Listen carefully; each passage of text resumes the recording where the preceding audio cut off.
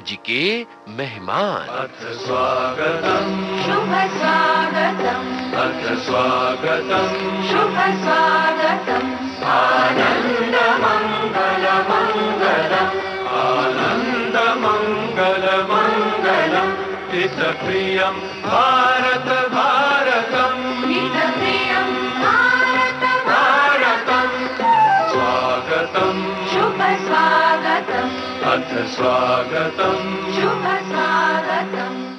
दोस्तों, आज के हमारे इस प्रोग्राम के मेहमान हैं अभिनेता रोहित रॉय। इनसे बातचीत की है निम्मी मिश्रा ने। रोहित जी नमस्कार। नमस्कार। मैं ये कहना चाहूंगी कि एक कलाकार जो है वो अपने नाम से कभी कभी अपने जो उसने एक्टिंग की है उस कैरेक्टर से इतना मशहूर हो जाता है कि लोग उसका असली नाम भी भूल जाते हैं। तो मैं अपने श्रोताओं को ऋषभ मल्होत्रा का परिचय करा दूं। ये नाम एक ऐसा नाम है जिससे मेरे करियर की शुरुआत हुई थी, और आपने बिल्कुल सही कहा कि जब मैं स्वाभिमान करता था उन दिनों मुझे बहुत ही कम लोग रोहित रॉय के नाम से जानते थे। जहां जाता था ऋषभ ऋषभ बोलते थे। लेकिन ये शायद जिसे कहते हैं कि अगर आप शिद्दत से एक लंबे अरसे तक काम करते रहें तो आपका नाम टेलीविजन पे भी सामने आ सकता है, और मैं खुश हूँ आज के लोग मुझे रोहित रॉय के नाम से जानते हैं। तो बचपन में रोहित रॉय कैसे बच्चे थे, उसको याद करें। एक्चुअली मैं आपको जो बात कहने जा रहा हूँ वो शायद श्रोता और आप भी नहीं मानेंगे। मैं एक बहुत ही शाय किस्म का बच्चा था, मोटे मोटे चश्मे पहनता था, किताबें पढ़ता रहता था। पर बचपन में रोहित रॉय बहुत ही शाय, बहुत ही शांत। आई थिंक वो पूरी कसर मैंने अडल्ट होने के बाद निकाल दी। और अभी जो लड़कियां सुन रही होंगी कि रोहित रॉय पहले क्या थे।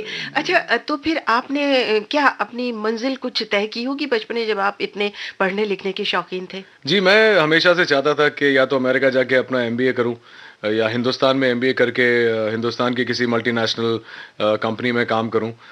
मैंने कभी ये सोचा भी नहीं था कि मैं आर्ट्स या फिल्म्स या इस किस्म के किसी फील्ड से ताल्लुक़ रखूंगा आगे चल के। इनफैक्ट जब रौनित जो मेरे बड़े भाई हैं वो एक्टर बने तो मैं तो बड़ा अपसेट हो गया था कि ये भी कोई काम है, पेड़ों के इर्द गिर्द घूमना, नाचना गाना, ये कोई काम थोड़ी है। काम क्या करोगे। और जैसे डेस्टिनी हर इंसान की किस्मत में लिखा हो रहता है कि उसे कहाँ जाना है। लेकिन धीरे धीरे जब मैंने स्वाभिमान किया तो मुझे लगा कि I think this is my true calling. तो बस मैं ये मानता हूँ कि हर इंसान जब यहाँ पे आता है वो अपनी किस्मत खुद लेकर आता है, और हम कोशिश ही कर सकते हैं बस। तो उन दिनों को याद करते हुए कोई गाना अगर आपको याद आ रहा हो आपकी पसंद का तो बताएं, हम वो सुनवा देते हैं। मैं जब बॉम्बे आया था तो मेरी मुलाकात मानसी से हुई थी। मानसी तब मॉडल थी, और जिस ऑफिस में मैं असिस्टेंट था उस ऑफिस में वो मॉडलिंग करने आया करती थी। और एक गाना उन्हें देख के हमेशा मुझे याद आता है, फिल्म शक्ति का गाना है, बहुत ही खूबसूरत गाना, जाने कैसे कब कहाँ इकरार हो गया।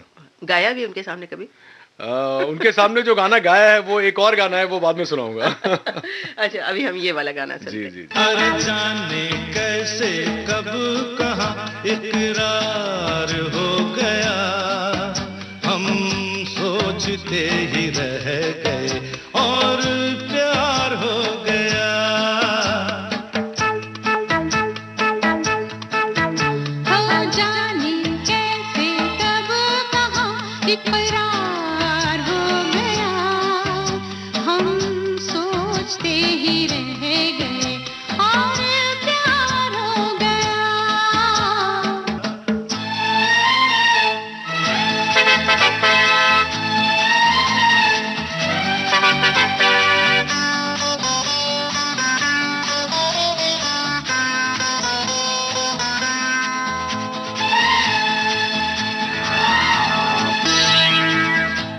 तुमने हमें बेबस किया, दिल ने हमें धोखा दिया। तुमने हमें बेबस किया, दिल ने हमें धोखा दिया। जीना कितना दुश्वार हो गया, हम सोचते ही रह गए और प्यार हो गया।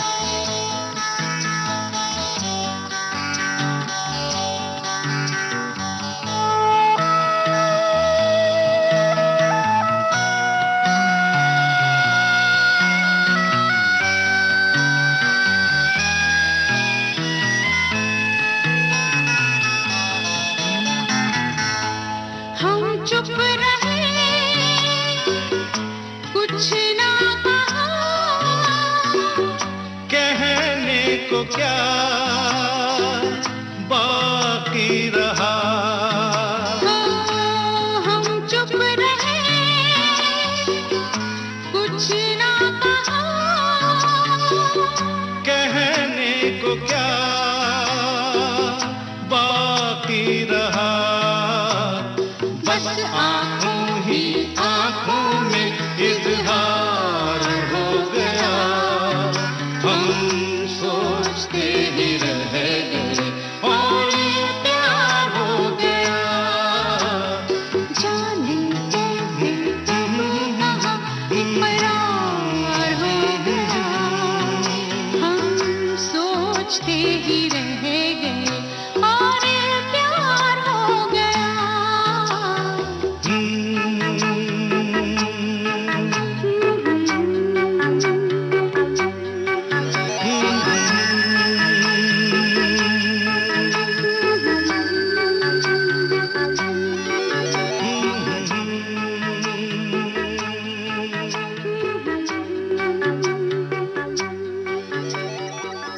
आपने कहा कि आप अहमदाबाद से हैं, जी। तो अपने परिवार के बारे में कुछ बताएं हमारे श्रोताओं को। हम एक्चुअली बहुत ही कंजर्वेटिव फैमिली से हैं। टोटली 2 भाई हैं, रोनित और मैं। कोई बहन नहीं है, मतलब कोई सगी बहन नहीं है, लेकिन कजिन्स बहुत हैं। मेरी माता जी स्कूल टीचर थी, अब तो रिटायर कर गई हैं, अब तो हमारे साथ ही हैं।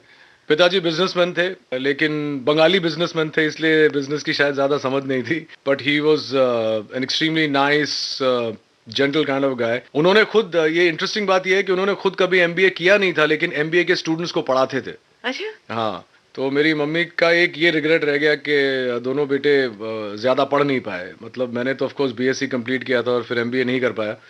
But dad was an extremely intelligent man. He honoured, passed out in MA honours. और शायद तभी इसी वजह से मैं और रोनित बचपन में इतने शाय और जिसे कहते हैं, और रोनित चूंकि मुझसे बड़े थे, बहुत प्रोटेक्टिव थे, आज भी बहुत प्रोटेक्टिव है। अच्छा। मुझे कोई कुछ कह दे तो वो बर्दाश्त नहीं कर पाते। हम्म। तो उस किस्म की फैमिली लाइफ थी हमारी। अच्छा, तो आपने उनसे कुछ अभिनय के गुण सीखे अपने भाई से? एक्टिंग एक ऐसी चीज है जो आप हर किसी से सीखते हैं। तो शायद रोनित से मैंने कुछ सीखा होगा, कुछ किसी और कलाकार को देख के सीखा होगा। आप ये एक सबकॉन्शियस लेवल पे चलता ही रहता है। हाँ, ये तो फिलहाल मतलब आप लाइफ जो लॉन्ग चलने वाला है। जी जी जी, जिस तरह से आप बैठ के मुझे इंटरव्यू कर रही हैं, कल उठ के अगर मुझे किसी इंटरव्यूअर की का रोल मिला, तो जिस तरह से आप करें उस तरह से करूंगा। एक सबकॉन्शियस लेवल पे आप जी सीखते हाँ। ही रहते और हैं। ना वो कब सीख लेते हैं पता भी नहीं चलता। किसी की भी अच्छाई हम खुद ब खुद जी, अडेप्ट कर जी। लेते हैं, पता नहीं चलता। जैसे मैं इनफैक्ट जब मैं स्वाभिमान कर रहा था, रोनित तभी कुछ फिल्में कर रहे थे, और मैं हमेशा उनसे कहता था कि तुमको तो एक्टिंग करनी आती ही नहीं है, तुम तो कितना मेकअप लगाते हो, ऐसे क्या एक्टिंग कर रहे हो।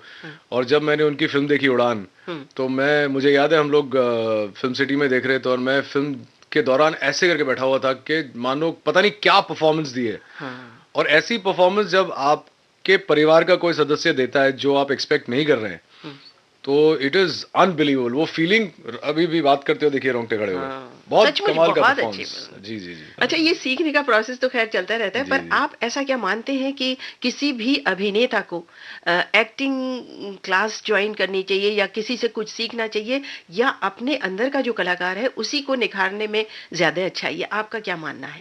ये जो आपने कहा कि खुद को निखारने वाली जो बात है, वो एक नेचुरल इंस्टिंक्ट होता है या नहीं होता है। लेकिन अगर आप उसकी टेक्निक सीखें तो उस नेचुरल इंस्टिंक्ट को निखारने में आपको मदद मिलेगी। आप कहीं से भी सीखते हैं, चाहे आप स्कूल जाके सीखें, या किसी कलाकार को देखते हुए सीखें, या सेट पे आके सीखें। सीखना बहुत जरूरी है। आप कहाँ से सीखें ये आप पे डिपेंड करता है। लेकिन अगर मुझे दोबारा मौका दिया जाए तो मैं डेफिनेटली कोई अच्छे से एक्टिंग इंस्टीट्यूट या फिल्म इंस्टीट्यूट जाके अपने क्राफ्ट को सीखना चाहूंगा। मतलब आप सीख नहीं पाए, सिर्फ आप अपनी जो अंदर की कला है उसको निखारते रहते हैं दूसरों को एडमायर करके? नहीं, मैं एक्चुअली, मेरे लिए एक बहुत अच्छी बात ये थी कि जब मैंने स्वाभिमान शुरू किया था, तब वक्त ही वक्त था हमारे पास। वो मेरा पहला शो था, जिंदगी की पहली एक्टिंग का जॉब था।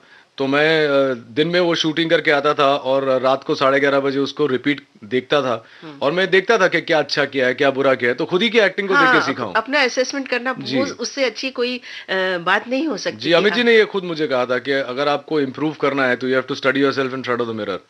बाकी तो लोग जो कहेंगे, कुछ अच्छा कहेंगे, कुछ बुरा कहेंगे, लेकिन ये आप ही जानते हैं कि आप किस हद तक ले जा सकते हैं अपने परफॉर्मेंस को। जी हाँ। तो बस उसी तरह सीखा है। ऑब्वियसली बहुत लोगों को देखा भी है, तो चाहे वो दिलीप साहब हों, चाहे वो अमित जी हों, चाहे वो as late as Aamir Khan, you know you keep learning from everybody. Naseer भाई मेरे बहुत मतलब चाहते हैं. मैं उन्हें बहुत एडमायर करता हूँ. और ज़िंदगी में, रोज़मर्रा की ज़िंदगी में कई बार लोग मुझसे कहते हैं कि तुम फिल्म नरेट करते करते नसीर भाई की तरह बात करना शुरू कर देते हो. जब प्रभाव बहुत ज़्यादा होता है किसी का अपने ऊपर तो खुद ब खुद ऐसा होने लगता है. जी जी बिल्कुल. अच्छा, तो फिर हम बात आगे बढ़ाएंगे, पर बिल्कुल. गाना एक और कोई याद आ रहा है आपको? हाँ, गाने तो बहुत हैं, लेकिन आजकल एक गाना जो काफ़ी चल रहा है और जो मुझे भी लगता है कि कहीं ना कहीं यूथ को इंस्पायर कर रहा है, और फिल्म रॉकस्टार का एक गाना है साडा हक, जो मुझे लगता है कि हमें सुनना भी चाहिए और उससे इंस्पायर भी होना चाहिए. बिल्कुल, सुनते हैं आपकी पसंद का ये गाना.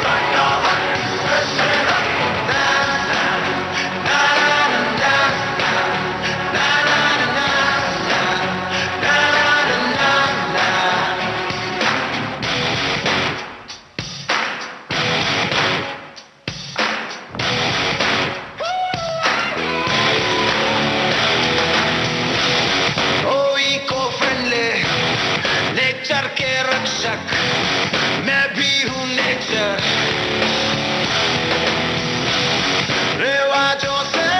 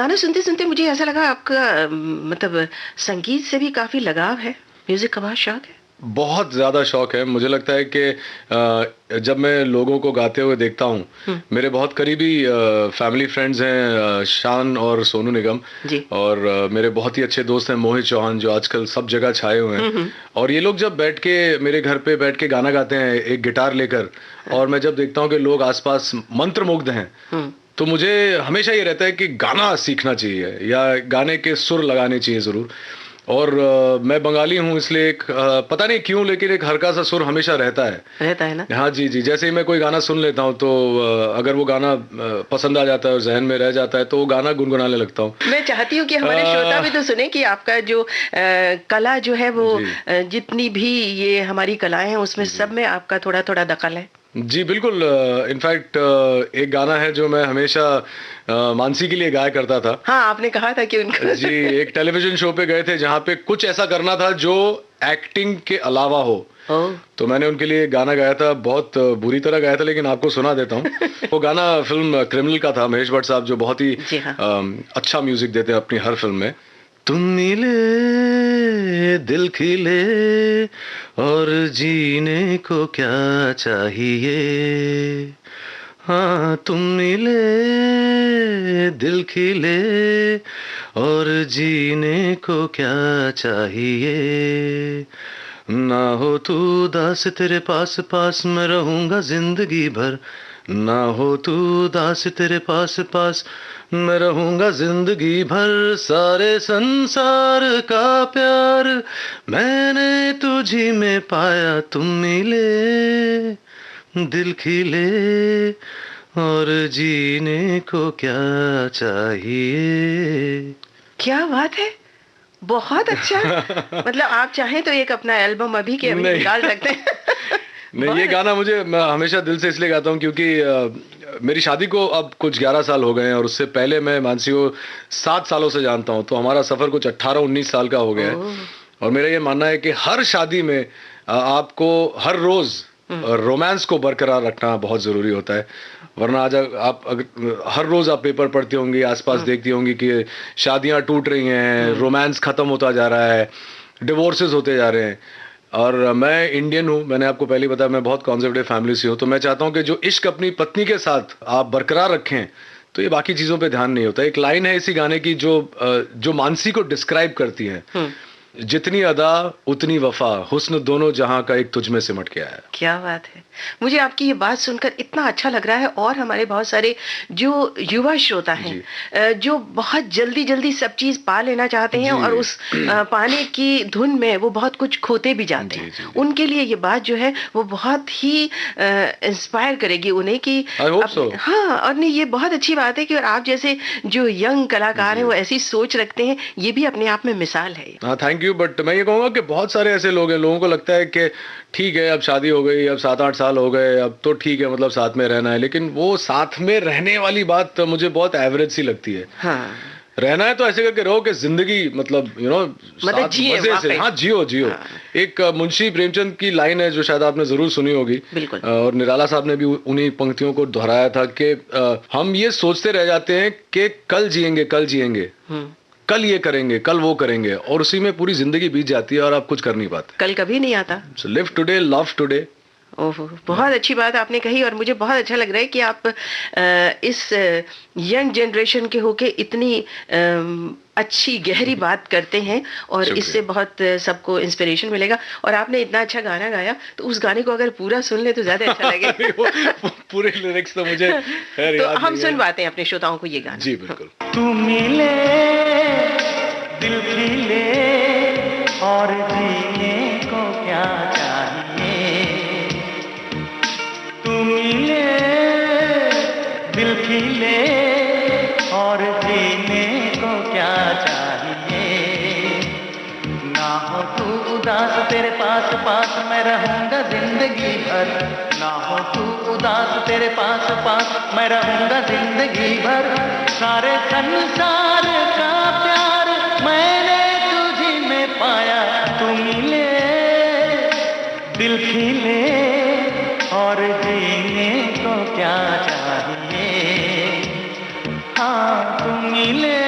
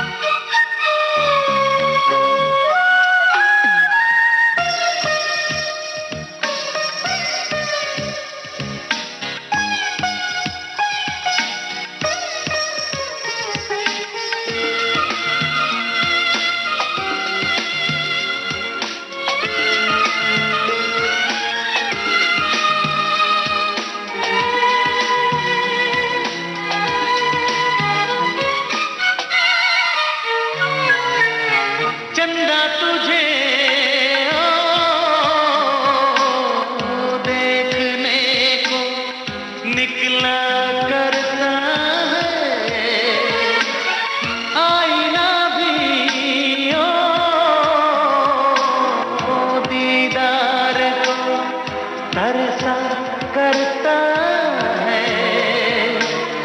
इतनी हंसी कोई नहीं, इतनी हंसी कोई नहीं, हुस्न दोनों जहां का एक तुझ में सिमट के आया। तू मिले दिल खिले और जीने को क्या चाहिए।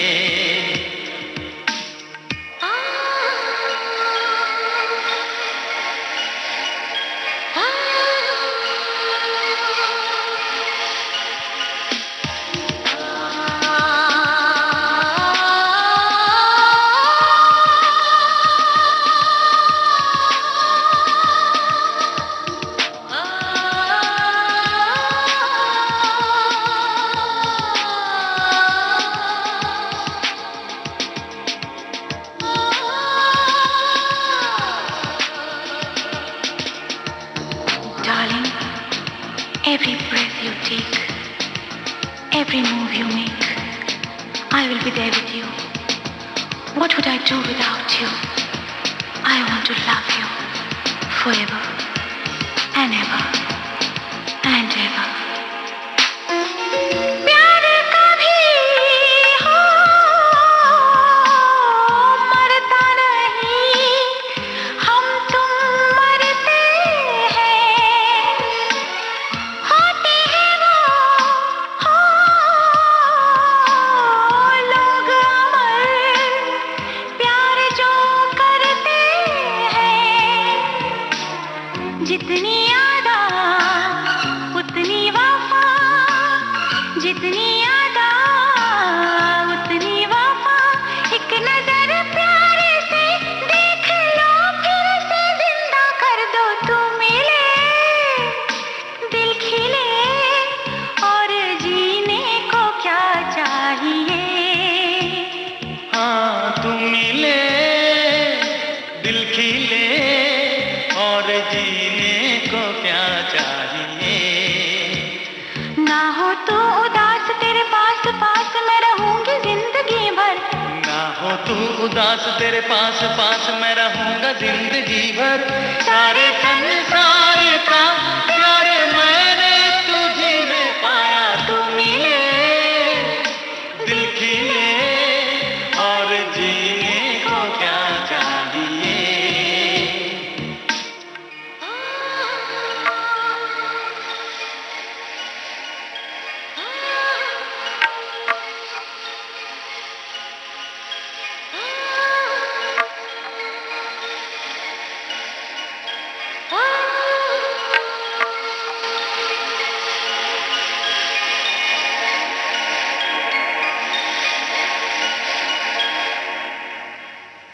आपने शुरुआत की टेलीविजन से, जी। फिर आपका झुकाव फिल्मों की तरफ जी, जी। हुआ। आपने सिर्फ अभिनय से ही अपने को सीमित नहीं रखा, नहीं। आप डायरेक्शन में भी गए। तो उस यात्रा के बारे में हमें कुछ बताइए।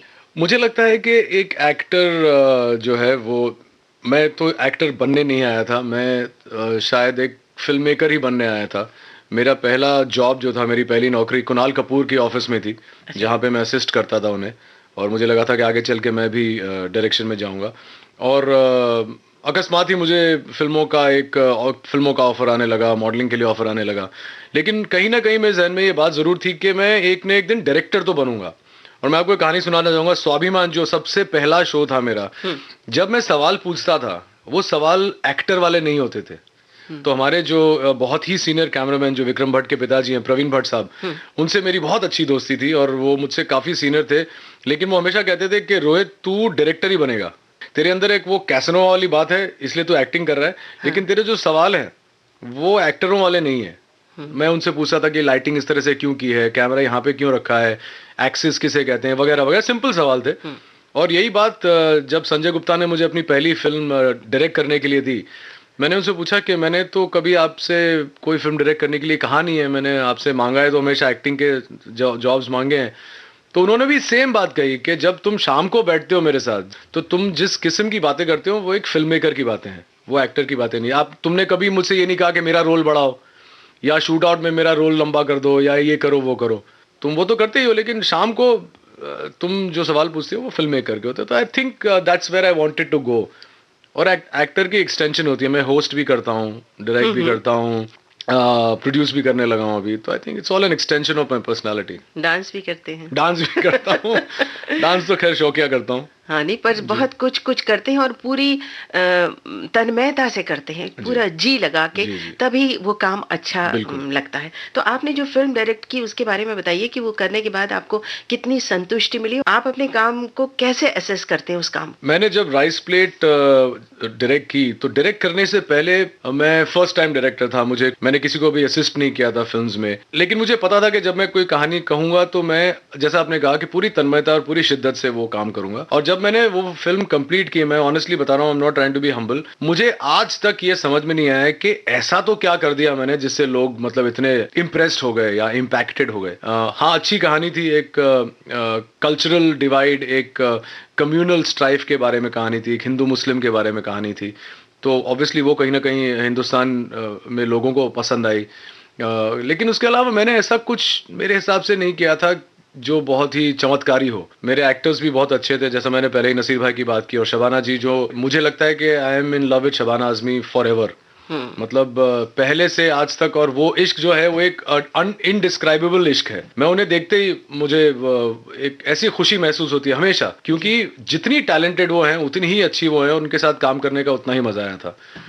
तो राइस प्लेट जैसी चीजें हो जाती हैं, मुझे लगता है इसका श्रेय मुझे नहीं जाता है, and I am not trying to be humble. अच्छा काम किया तभी सराहा गया ना जी, बट वो काम अच्छा कभी कभी आप बिकॉज ऑफ द टीम आप कर लेते हैं। ठीक है, मैंने वो उसे डायरेक्ट किया है, लेकिन मैं ये समझता हूँ कि मैंने अपना काम किया, लेकिन बाकियों ने अपना काम इतनी अच्छे से किया कि उस काम पे सोने पे सुहागा लग गया। बिल्कुल बिल्कुल। तो आगे आपकी क्या प्लानिंग है डायरेक्शन के बारे में? आगे फिलहाल अभी हम लोगों ने बासु चैटर्जी की एक 1983 की फिल्म शौकीन के राइट्स खरीदे। अच्छा। बिल्कुल ही अलग है मेरी पहली फिल्म से। हाँ? शौकीन में थे अशोक कुमार, उत्पल दत्त, एके हंगल और रति जी, और हमारी फिल्म में अगर everything goes well we'll have Rishi Kapoor, Naseeruddin Shah and Boman Irani. और बिपाशा को कहानी पसंद आई है तो वो हीरोइन का रोल अदा करेंगे, रति अग्निहोत्री वाला रोल। और मिथुन जी का कौन करेगा? मिथुन जी का अभी तक हमने कोई फिक्स नहीं किया, लेकिन एक बहुत ही प्यारे से बॉय नेक्स्ट डोर से बात की हुई है, उन्हें स्क्रिप्ट देंगे, उन्हें पसंद आई होपफुली तो वो भी होंगे। अच्छा, आपको क्या ऐसा नहीं लगता कि आप जिसका डायरेक्शन करें उसमें खुद भी काम करें? मैंने काफी ऐसा किया है टेलीविजन पर। हाँ। मैंने 9-10 फिल्में बनाई थी, जिसमें से 3 को मैंने डायरेक्ट किया था, उसमें अभिनय भी किया था। जी हाँ। फिर टेलीविजन पे मेरा एक शो आता था बात बन जाए, जो एक कॉमेडी था, निकी अनेजा, मैं और राखी टंडन। जी हाँ। और वो शो मैंने डायरेक्ट भी किया था और एक्ट भी किया था। लेकिन ये चूंकि ये एक बहुत बड़ी फिल्म है और इसमें मेरे लिए कोई रोल है नहीं, तो मैं ये नहीं चाहता कि चूंकि मैं डायरेक्ट कर रहा हूँ तो मैं भी एक्टिंग करूंगा। आगे चल के अगर ऐसा कोई रोल आया तो मैं जरूर करूंगा। हाँ, मतलब अपना जो आपका सोच है वो आप अच्छी तरह पर्दे पर उतार सकते हैं कि अगर आपको डायरेक्टर हो। जी, क्योंकि कोई पाबंदी नहीं रहती। मैं आपको इसके 2 पहलू बताता हूँ। जी हाँ। एक पहलू जो आपने अभी कहा, मैं भी यही सोचता हूँ कि अगर मैं थॉट हूँ और मैं व्हीकल हूँ तो मुझसे बेहतर स्क्रीन पे कौन अदा कर सकता है। मेरी बेटी है, उसने मुझे 7 साल की उम्र से ये सवाल पूछा था कि बाबा, if you are acting and you are only directing, who will tell you when you are wrong? Think about it. 6 years old, 7 years old she was. Oh my God. So I am thinking I am the director. मैं सोच रहा हूँ मैं director हूँ, मेरी सोच है, मैं एक्टर हूँ, मैं ही अदा करने वाला हूँ स्क्रीन पे, लेकिन मुझे कौन बताएगा कि मैं गलत हूँ? It's a superb question. तो उस दिन मैंने सोचा कि नहीं, पहली पिक्चर में एक्टिंग नहीं करूँ तो बेहतर है। चलिए, इस बात पे गाना एक और हो जाए आपकी पसंद का। हाँ, एक ऐसा गाना गाते हैं जो मतलब सुनाते हैं श्रोताओं को, जो आजकल वैसे बहुत पॉपुलर है, लेकिन मैंने अपनी जिंदगी में ये एक महसूस किया है कि जब जैसे प्यार मोहब्बत की बातें होती है, बहुत कुछ लोग कह देते हैं, लेकिन इस गाने में बहुत इंटरेस्टिंगली कहा गया है। हाल ही में एक पिक्चर सलमान की आई थी, उसमें ये गाना था कि तेरी मेरी मेरी तेरी प्रेम कहानी है मुश्किल, 2 लफ्जों में ये बयां ना हो पाए। तेरी मेरी मेरी तेरी प्रेम कहानी है मुश्किल, 2 लफ्जों में ये बयां ना हो पाए। एक लड़का एक लड़की की ये कहानी है नहीं, 2 लफ्जों में ये बयां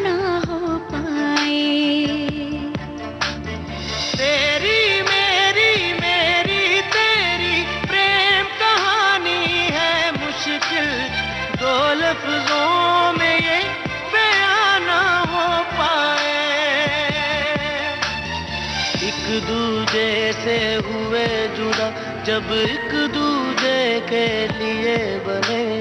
तेरी मेरी मेरी तेरी प्रेम कहानी है मुश्किल, दो लफ्जों में ये बयां ना हो पाए।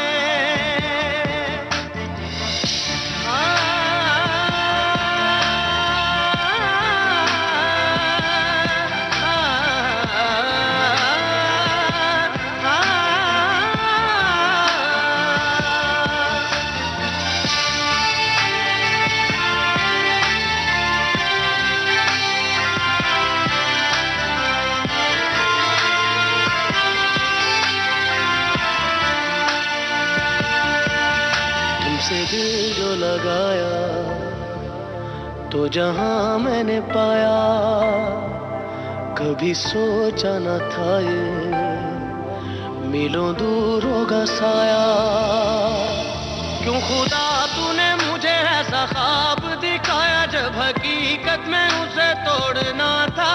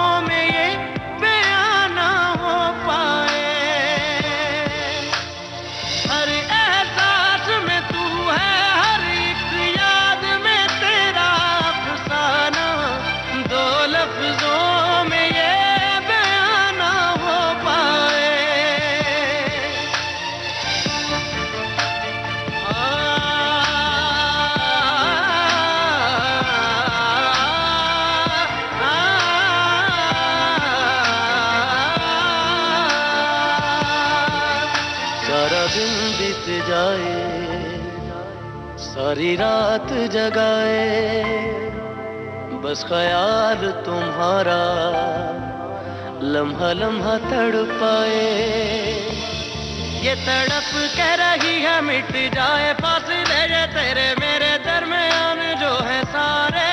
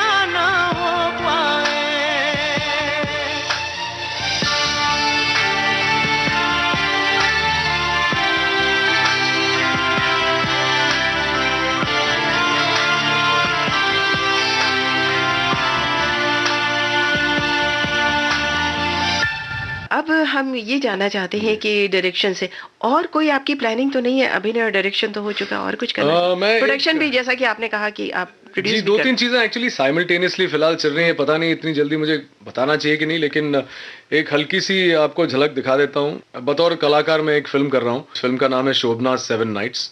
वो एक जर्नलिस्ट और उसके फोटोग्राफर हस्बैंड के बारे में है। अच्छा। रवीना शोभना प्ले कर रही हैं और मैं उनका हस्बैंड प्ले कर रहा हूँ। अच्छा। और डायरेक्शन आपका ही है? नहीं, डायरेक्शन मेरा नहीं है। हमारी कंपनी के लिए एक फिल्म हमने प्रोड्यूस की थी पंख, जिसमें बिपाशा बासु थी। उसके डायरेक्टर जो हैं सुदीप्तो चट्टोपाध्याय, वो FTII के हैं। वो ये फिल्म डायरेक्ट कर रहे हैं। अच्छा। और बहुत ही इंटरेस्टिंग मैन वुमन रिलेशनशिप के बारे में फिल्म है, और इसीलिए मैं एक्चुअली बीच में कुछ एक्टिंग नहीं करना चाह रहा था। क्यों? क्योंकि जब आप फिल्म डायरेक्ट करते हैं तो आपको 24/7 उसके अंदर घुसे रहना पड़ता है, ये बात चाहे वो स्क्रिप्टिंग हो, एक्टरों के साथ मुलाकातें हों, सब कुछ आप ही को करना पड़ता है। लेकिन ये मुझे आई थिंक 10-11 दिन का काम है, तो मैं उसे कर लूंगा। और स्टोरी बहुत इंटरेस्टिंग है। इसके अलावा मैं एक फिल्म प्रोड्यूस कर रहा हूँ जिसमें राजीव खंडेलवाल हीरो हैं, और उसमें 2 लड़कियां हैं जो 2 हीरोइंस हैं, वो अभी तक फाइनलाइज नहीं हुई हैं। तो वो फिल्म हम लोग प्रोड्यूस करेंगे मार्च में। इन सब बातों को सुनने के बाद मैं ये सोच रही हूँ कि इतने सारे काम हैं और आप एक अकेले करने वाले हैं, तो इन सब के बीच में आपका रूटीन क्या रहता है? खुद की हेल्थ को और फिटनेस को कैसे मेंटेन करते हैं? जैसा मैंने आपको अभी अंदर आने से पहले बताया था कि मैं सीधा जिम से आ रहा हूँ, तो जहां तक फिटनेस का सवाल है वो तो करते ही रहना पड़ेगा, क्योंकि 3 महीने पहले रवि बहल साहब का नाम सुना होगा आपने। रवि बहल साहब मेरे बहुत अच्छे मित्र हैं, तो वो मुझे किसी पार्टी में मिल गए और एक हल्के से उन्होंने मुझे देख के ऐसे ऊपर नीचे देखा और कहा कि भाई रोहित, अब तुम डायरेक्टर की तरह लगने लगे हो। और मैं समझ गया कि मैं शायद थोड़ा मोटा हो गया हूँ, और उस दिन से मैंने वापस जिम जाना शुरू कर दिया। मैंने डिजर्ट्स, फ्राइड फूड वगैरह, मीठा वीठा सब छोड़ दिया 3 महीने के लिए।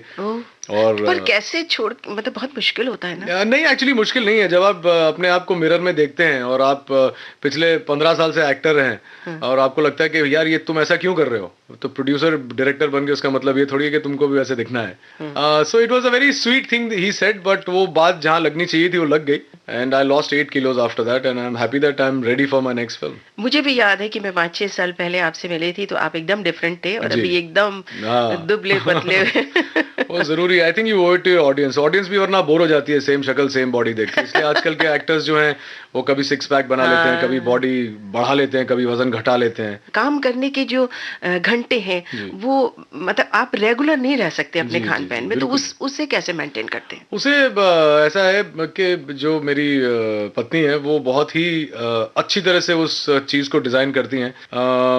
एक एक्टर होने के लिए आपके पास काफी हेल्प भी होती है, तो एक रूटीन बना दिया गया है कि शाम सुबह 8 बजे से लेके रात के 10 बजे तक क्या खाएंगे, कब खाएंगे, सब कुछ एकदम रूटीन में है। अच्छा। तो अगर मैं बाहर भी गया हूँ या शूटिंग भी कर रहा हूँ या यहाँ पे आपके साथ बात करने भी आया हूँ, तो गाड़ी में खाना पड़ा हुआ है, तो निकलते टाइम या तो सब घर का खाना। जी घर का खाना हो। ऑफिस पहुंच के ऑफिस में भी अलग कुक्स रहते हैं। सुबह आपको जाके नहाना है, शेव करना है, ब्रश करना है, वो आप करते ही है ना, जितना भी बिजी हो। हाँ, मतलब यही है कहने का कि आप जो चाहे वो कर सकते हैं। हाँ, ये टाइम मैनेजमेंट करेक्ट होना चाहिए। हर इंसान बोलता है यार टाइम ही नहीं मिला, वो गलत है, वो एक्सक्यूज देते हैं हम लोग। हाँ, मतलब खुद को बेवकूफ बनाने की कोशिश करते हैं, क्योंकि जो चीज आपको अच्छी लगती है वो तो कैसे ना कैसे आप कर ही लेते हैं। बिल्कुल। और आपकी बात जो है मुझे बहुत अच्छी लग रही है। और एक बात ये बहुत अच्छी लग रही है कि आपकी जो पत्नी है वो भी कलाकार है, और वो फिर भी इतनी अच्छी तरह आपका ख्याल रखती हैं, और पूरा उन्होंने शेड्यूल बना के रखा है कि आपको, तो वो अपना काम कैसे करती हैं? वो एक्चुअली सबसे पहले तो मैं ये कहूंगा कि मानसी मुझसे कहीं ज्यादा बेहतर कलाकार हैं।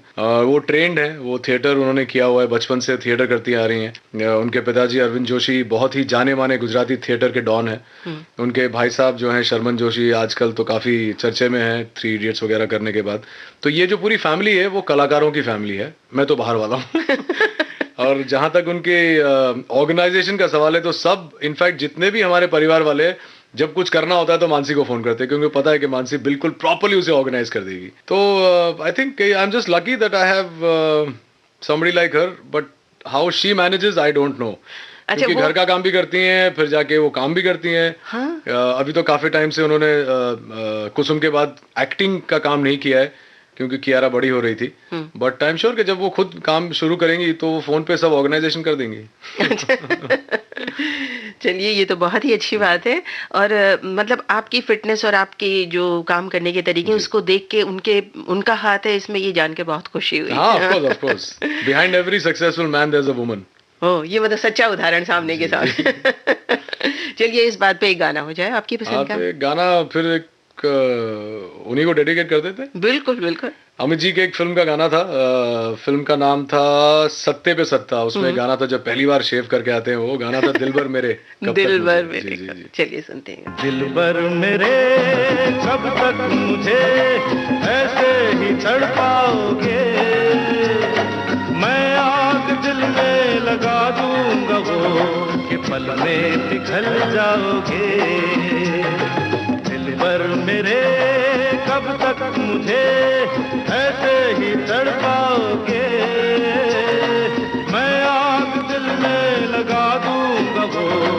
पल में पिघल जाओगे। एक दिन आएगा प्यार हो जाएगा, ओ मैं आग दिल में लगा दूंगा वो कि पल में पिघल जाओगे।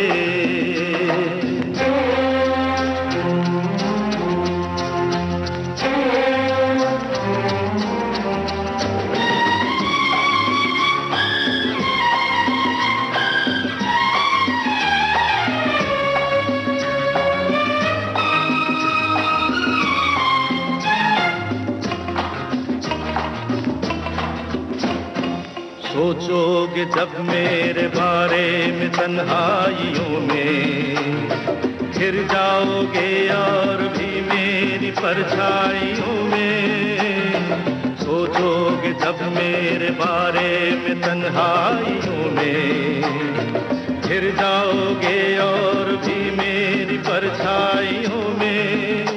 हो दिल मचल जाएगा, प्यार हो जाएगा। दिल भर मेरे कब तक मुझे ऐसे ही तड़पाओगे। मैं आग दिल में लगा दूंगा वो कि पल में पिघल जाओगे।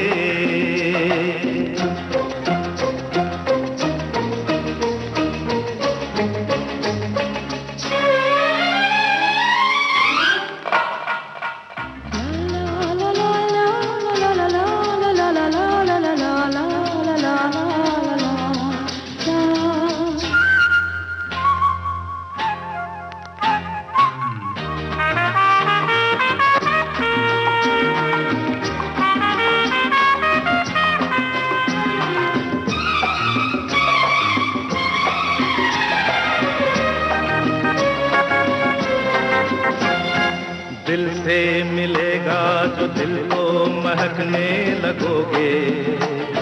तुम मेरी बाहों में आके बहकने लगोगे। दिल से मिलेगा जो दिल को महकने लगोगे। तुम मेरी बाहों में आके बहकने लगोगे। ये होश हो जाएगा, प्यार हो जाएगा। दिल भर मेरे कब तक मुझे ऐसे ही तड़पाओगे। मैं आग दिल में लगा दूंगा वो कि पल में पिघल जाओगे। एक दिन आएगा प्यार हो जाएगा।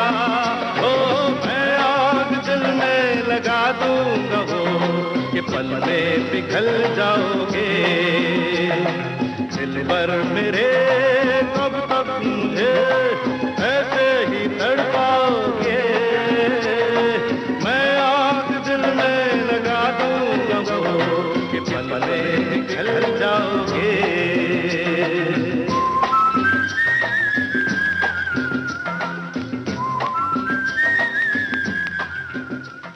बतौर कलाकार समाज के प्रति आपके क्या दायित्व होते हैं? आप अपनी किसी भी कैरेक्टर को लेने से पहले जो भी आप अभिनय कर रहे हैं, कुछ इस बारे में भी सोचते हैं कि आपकी एक्टिंग का, आपका जो रोल है उसका अगर यूथ का कैरेक्टर है या जो भी कैरेक्टर है, उसका असर क्या होगा समाज पर, अच्छा या बुरा?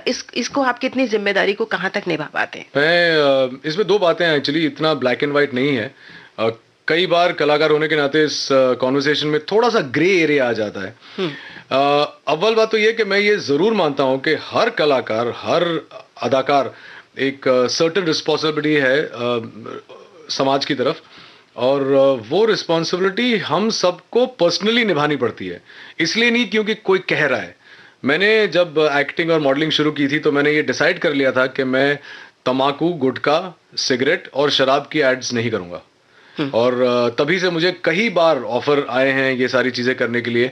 और हालांकि आप स्मोकिंग और ड्रिंकिंग की डायरेक्ट एड्स कर भी नहीं सकते, लेकिन जब बनते भी थे तब मुझे फ़ोन आया करते थे और मैंने कभी ये नहीं देखा कि अरे इतने पैसे मिल रहे हैं चलो कर देता हूँ।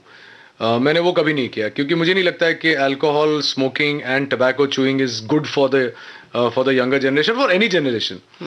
जहाँ तक बाकी दायित्व का सवाल है, तो मैं अपने आप को उन कॉजेज में इन्वॉल्व रखता हूँ जो मुझे लगते हैं समाज के लिए सही है। मैं सोचता हूँ कि अगर मैंने कुछ चूज किया है कि गर्ल चाइल्ड के लिए मुझे कुछ करना है, तो मैं वो गर्ल चाइल्ड के लिए इसलिए करूँगा कि मैं I have a girl of my own, I want the girl child and you know female infanticide इतना हो रहा है हिंदुस्तान में, इतना डेमोक्रेटिक है, इतना हम लोग प्रोग्रेस कर चुके हैं, फिर भी फीमेल्स की पोजीशन आप जानते हैं हिंदुस्तान के छोटे एरियाज में, बॉम्बे, दिल्ली, कलकत्ता में भी हम लोग महानगरों में रहते हैं, हम उन सब को नहीं देख पाते, पता नहीं है, और हम समझते हैं कि बहुत प्रोग्रेस हो रही है और कुछ नहीं हो रहा, महिलाएं, पर ऐसा है नहीं। तो उसके लिए आप क्या करते हैं? उसके लिए मैं involve my self with NGOs. सिर्फ ऐसा नहीं है कि मैंने एक चेक भेज दिया कि अच्छा ठीक है आप लोग करिए, मैं खुद जितना हो सके हम लोग खुद जाते हैं। मानसी काफ़ी चैरिटी करती हैं। एक मिसाल देता हूँ आपको, हमारे घर जैसे 3 जो मेड्स हैं और जो नैनी है कियारा की, उनका रहना, खाना, पीना, उनके सिस्टर का कॉलेज, ये वगैरह everything we take care of, and it's not a big thing to do, you know, it's something that we should do. These people are, they're not dependent on you. आप उन्हें पगार, ये तो तनख्वाह तो दे ही रहे हैं, बट मुझे लगता है कि आप instead of sending a check to an NGO, पता नहीं वो कहाँ जाएगा, क्या होगा, आप अपने घर से चैरिटी करिए ना, चैरिटी बिगिंस एट होम। बहुत अच्छी बात आपने कही। और मुझे ऐसा लगता है जो लोग आपसे जुड़े हैं और वो कहीं अभावों में है, अगर आप उनका साथ देते हैं तो वो भी अपने आप में बहुत अच्छी बात है। मैं ये नहीं कहूंगा कि अभागों में है, भाग्यवान तो वो भी है, लेकिन अभाव में, हाँ बिल्कुल बिल्कुल। और वो अभाव में भी इतना नहीं है जितना मुझे लगता है कि अभी सपोजिंग मेरी पगार 10,000 की है तो मैं 10,000 के अंदर रहूंगा, मेरी ये सोच है। लेकिन अगर मैं कुछ कर सकता हूँ उनके लिए तो मुझे लगता है कि मैं वाया मीडिया हूँ, ऊपर से आ रहा है, मैं खाली कुरियर सर्विस हूँ। बिल्कुल। वैसे हम लोग कुछ भी नहीं करते, सब ऊपर वाले की मर्जी होता है। मैं बहुत मानता हूँ, सब डेस्टिनी है, सब लिखा हुआ है। आपका सोच बहुत अच्छा है। जी। बात कर, हाँ मैं कैरेक्टर की बात कर रही थी कि आप जो कैरेक्टर प्ले करते हैं उसमें भी इन बातों का ध्यान रखते हैं? उसमें कई बार ऐसा होता है, जैसे मान लीजिए जो मेरी लास्ट फिल्म थी शूट आउट है लोखंडवाला, उसमें मेरे कैरेक्टर को स्मोक करना पड़ा था, क्योंकि वो एक रास्ते का क्रिमिनल डॉन टाइप था, और जैसे मतलब जो it was a real story, और जब आप कोई रियल स्टोरी पे काम करते हैं, इसलिए मैंने कहा कि ग्रे एरियाज होते हैं। तो आमतौर पे मैं ये सब नहीं करता हूँ, लेकिन जब मैं एक रियल कैरेक्टर प्ले कर रहा हूँ, अगर मैं मान लीजिए हिटलर का रोल कर रहा हूँ, तो मैं तो लोगों को मारूंगा ना, तो पिक्चर वरना बनेगी नहीं। तो जो मैंने फट्टू का रोल किया था, वो एक गैंगस्टर था, तो गैंगस्टर को मारना भी, लोग मारते भी थे, वो शराब भी पीते थे, सिगरेट भी पीते थे, लेकिन रोजमर्रा की जिंदगी में मैं कभी किसी को ये एडवोकेट नहीं करूंगा कि शराब पियो या सिगरेट पियो। आपने बहुत अच्छी बात की। अब आपकी कुछ फिल्मों की बात करें, एक खिलाड़ी एक हसीना के बारे में आपका क्या कहना है? एक खिलाड़ी एक हसीना मेरे हिसाब से एक अच्छा प्रयास था। जी हाँ। मेरा रोल बहुत ही क्यूट लगा था मुझे। अच्छा, इनफैक्ट फरदीन ने इंटरवल में मुझसे आके कहा था कि क्या यार तू मतलब 25 मिनट के लिए आया, वाट लगा दी सबकी तूने। क्योंकि वो रोल बड़ा एक इंटरेस्टिंग सा रोल था, हंसी मजाक वाला था, एक मतलब कॉन आर्टिस्ट का गुरु था वो, और हल्के फुल्के गाने वगैरह थे, और मुझे लगता है कि फिल्म थोड़ी सी बेहतर चल सकती थी अगर उसका प्रमोशन ठीक से हो पाता। लेकिन उस वक्त कुछ ठीक से हुआ नहीं था, but I think it's a very interesting film. और सुपर्ण जो थे, सुपर्ण वर्मा बहुत ही टेक्निकली फाइन डायरेक्टर हैं, तो आई थिंक आगे चल के जो फिल्म बनाएंगे अच्छी होगी। अच्छा, आपने कहा कि उसका प्रमोशन ठीक से नहीं हुआ था, तो आप क्या समझते हैं कि फिल्म अगर एक स्तर की हो या बहुत अच्छी हो, या अगर प्रमोशन उसका अच्छे से हो तो क्या वो अच्छी चलती है? जी जी बिल्कुल, मैं ये मानता हूँ कि आज की तारीख में ये बोलना काफी नहीं है कि अच्छी पिक्चर है तो अच्छी चलेगी। वो दिन चलेगा। बहुत सारी पिक्चर इतनी अच्छी होती है, वो कब आती है कब चली जाती है पता नहीं चलता। क्योंकि क्या है कि आज आप 200 रुपए की टिकट में आप शाहरुख खान को भी देख सकते हो, और आप 200 रुपए की टिकट में आप रोहित रॉय को भी देख सकते हो। तो या तो आप टिकटें अलग करो कि भाई सुपरस्टार की फिल्में, बड़ी फिल्में, 100 करोड़ की फिल्में अलग टिकट होंगी, और एक 3 करोड़ की फिल्म के टिकट्स के कॉस्ट अलग होंगे। ये तो है नहीं। तो अगर आपके पास ये इतनी लंबी चॉइस है, तो मैं पहले तो रावण देखूंगा जाके, और रावण अच्छी हो या बुरी हो तो थिएटर में जाके पता चलेगा। तो अगर शाहरुख खान को इतनी पब्लिसिटी करनी पड़ती है, अपने फिल्मों की मार्केटिंग करनी पड़ती है, तो ऑब्वियसली जो छोटी फिल्में हैं वो कम ही सही करनी तो पड़ती हैं। नहीं, अच्छा करनी पड़ती हैं, पर क्या आप ऐसा मानते हैं कि फिल्म अगर अच्छी नहीं है और प्रमोशन अच्छा हुआ है तो वो क्या वो भी चल सकती है? तो भी चल सकती है। जी जी बिल्कुल। अगर देखिए, वो कहते हैं ना कि डू नॉट जज a letter by the envelope, तो उसका फ्लिप साइड भी सही है कि अगर मैंने ये फोन इतनी अच्छे से बेचा आपको कि ये कमाल का फोन है, टच स्क्रीन है, इसमें ये है वो है, 5 मेगापिक्सल कैमरा है, माइंड ब्लोइंग है, और आपने खरीद लिया, खरीदने के बाद पता चला कि बैटरी तो बिल्कुल ही गंदी है, तो आधी दिन में बंद हो जाती है, तो आपने बेच दिया ना फोन। मतलब सब मार्केटिंग है। हाँ, मार्केटिंग है। आपने पिक्चर की ऐसी पब्लिसिटी के लोगों ने कहा कि तो शोले बन रही है, मतलब एक बार तो सब देखेंगे ही और आपका पूरा पैसा वसूल हो जाएगा। आजकल इसीलिए तो 3-4 हजार प्रिंट्स रिलीज होते हैं। तो चलिए, आपकी जो अगली फिल्म बन रही है उसका प्रमोशनल की तैयारी अभी से शुरू हो गई है। बिल्कुल, उसका एक गाना बजा देते हैं। अच्छा आइडिया दिया आपने। एक्चुअली शौकीन जो 1983 में रिलीज हुई थी, वो आपके कई जो श्रोता हैं वो आइडेंटिफाई करेंगे, उसमें बहुत अच्छा गाना था। वो मेरी लिस्ट में नहीं है, हाँ। लेकिन वो गाना था जब भी कोई कंगना बोले पायल छनक जाए। बहुत अच्छा गाना था। I think your audiences will like it. हाँ, चलिए सुनते हैं ये गाना। जब भी कोई कंगना बोले पायल छनक जाए, सोई सोई दिल की धड़कन सुलग सुलग जाए, करूं जतन लाख मगर मन मचल मचल जाए, मचल मचल जाए। जब भी कोई कंगना बोले पायल छनक जाए, सोई सोई दिल की धड़कन सुलग सुलग जाए, करूं जतन लाख मगर मन मचल मचल जाए, मचल मचल जाए। जब भी कोई कंगना बोले।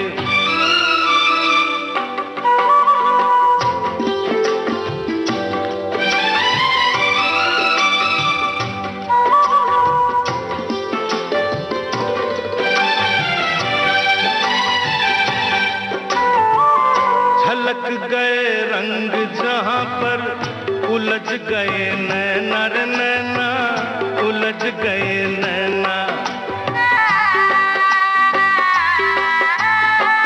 झलक गए रंग जहां पर उलझ गए नैना रे नैना, उलझ गए नैना।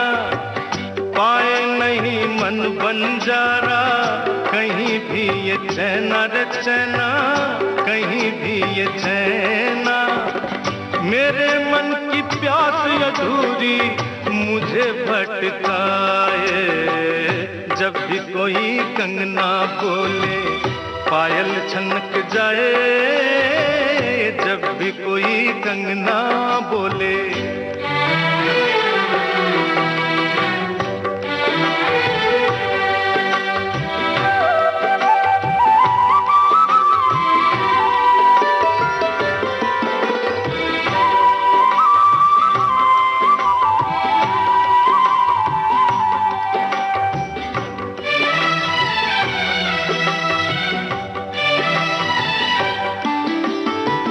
कली कली झूमर भौरा, अगन पे जल जाए पतंगा, अगन पे जल जाए। कली कली झूमर भौरा, अगन पे जल जाए पतंगा, अगन पे जल जाए। चंदा को चकोर निहारे, इसी में सुख पाए रे पाए, इसी में सुख पाए।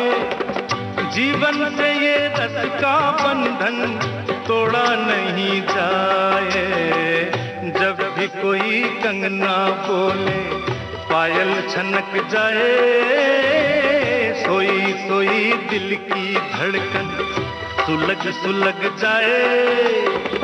करूं जतन लाख मगर मन मचल मचल जाए, मचल मचल जाए। जब भी कोई कंगना बोले।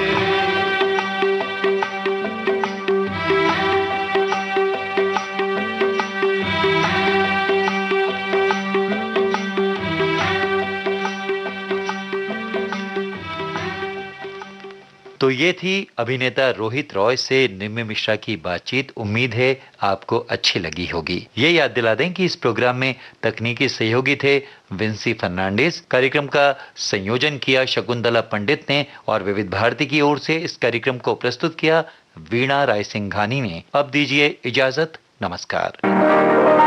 आज के मेहमान।